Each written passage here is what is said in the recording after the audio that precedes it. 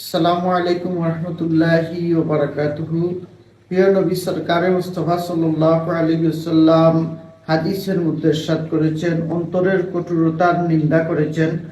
হযরত আব্দুল্লাহ ইবনে উমর রাদিয়াল্লাহু তাআলা আনহু থেকে বর্ণিত, তিনি বলেন, রাসূলুল্লাহ সাল্লাল্লাহু আলাইহি ওয়াসাল্লাম ইরশাদ করেছেন, লা তাকসিরুল কালামি বিগাইরি যিকরিল্লাহি ফা ইন্নাল কাসরাতাল কালামি বিগাইরি যিকরিল্লাহি কাসওয়াতাল লিল কলব ওয়া ইন্না আবআদান নাস মিনাল্লাহি কলবিল কাসি।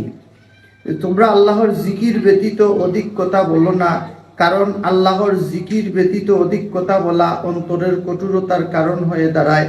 আল্লাহ থেকে সবচেয়ে দূরবর্তী মানুষ হচ্ছে কঠোর অন্তরের মানুষ।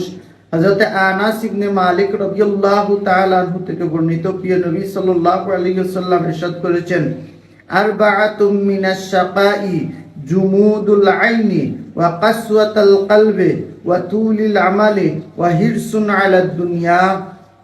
চারটি জিনিস দুর্ভাগ্যের অন্তর্ভুক্ত। এক, অন্তরের কঠোরতার দরুন চোখের পানি শুকিয়ে যাওয়া, অশ্রু শুকিয়ে যাওয়া। দুই, অন্তর কঠোর হওয়া।